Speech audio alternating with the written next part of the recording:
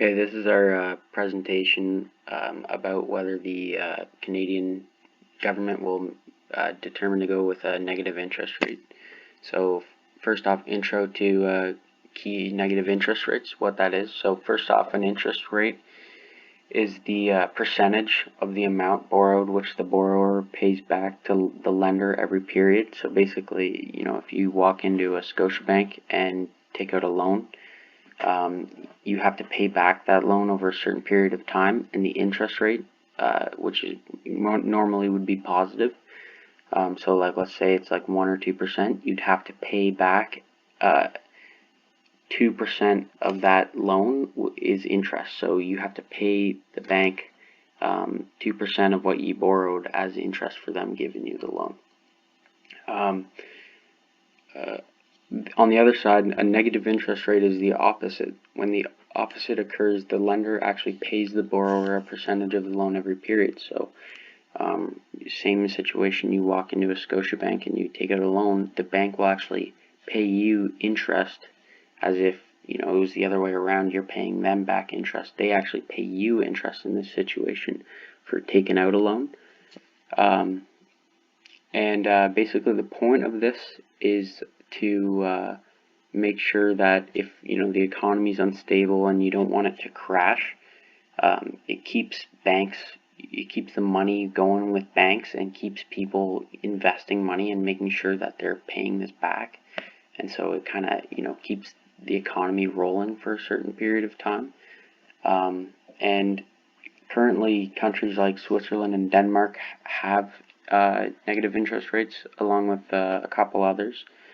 And they've basically kind of had this for a couple of years, just making sure that their economies aren't going to collapse in any unstable environments or anything like that. There are many pros for the central bank to introduce negative interest rates, especially in times like a pandemic. It increases money supply by lowering interest rates. People can borrow more money to spend or invest. Large purchases cost less for consumers. An example would be cars or houses. Negative interest rates is stimulating to the economy. An example would be a purchase of a house and payments of a mortgage. Those are most Canadians' largest costs.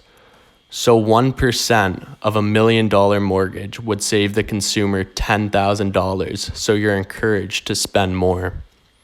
It can kickstart the economy in times like a pandemic, like I said. It allows the government to reduce the cost of borrowing.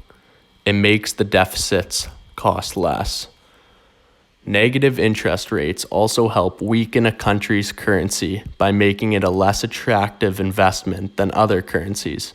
A weaker currency gives a country's export a competitive advantage and boosts inflation by pushing up import costs. I'm going to be covering the cons of negative interest rates in our presentation. So, a negative interest rate on bank reserves does not imply that the most economically relevant rates, like mortgages or corporate borrowing rates at banks, will be negative. And so in the US, they definitely won't be.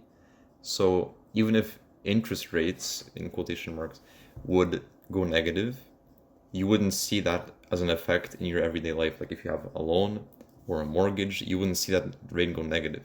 That would be crazy. If you'd be essentially paid to have debt, and that doesn't make sense. So that wouldn't happen even if the general, like the Bank of Canada interest rate wouldn't go negative. And so negative interest rates have some costs as well in their effects on money market funds, for example, but these ought to be manageable. And on the other hand, the potential benefits of negative interest rates are limited because rates that are too negative could trigger hoarding of money in bank accounts, pretty much. So it would be good for those people to keep money in their bank accounts, but it wouldn't be good for the economy. The economy would slow down definitely because less people are spending money and things would just slow down generally. And overall, as a tool of monetary policy, negative interest rates appear to have both modest benefits and manageable costs. And actually the probability of this tool will be used in the US and probably in Canada is quite low for the foreseeable future.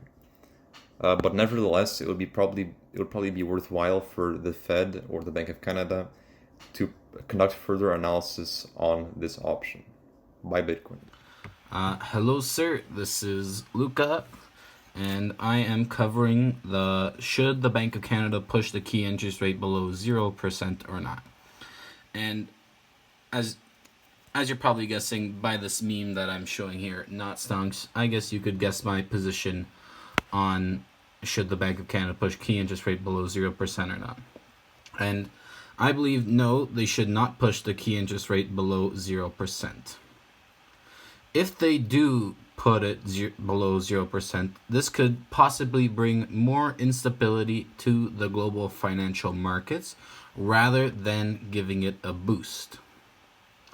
And in Canada, like the US, we are a major bond market, and a swing to negative interest rates could change that market that we have here, and it could possibly affect us for the worst.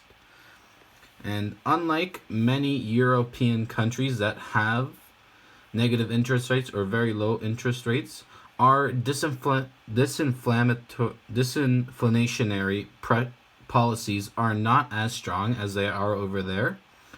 And so a push to negative interest rates could possibly be dangerous to our economy. And even in today's times, during the coronavirus, the Wu flu pandemic, I would not push towards a negative interest rate because it is uncharted territory for our economy, and in unstable times like right now, I would not venture into uncharted waters and put our economy at risk. Thank you for listening. I hope you've been doing well at home, and ciao.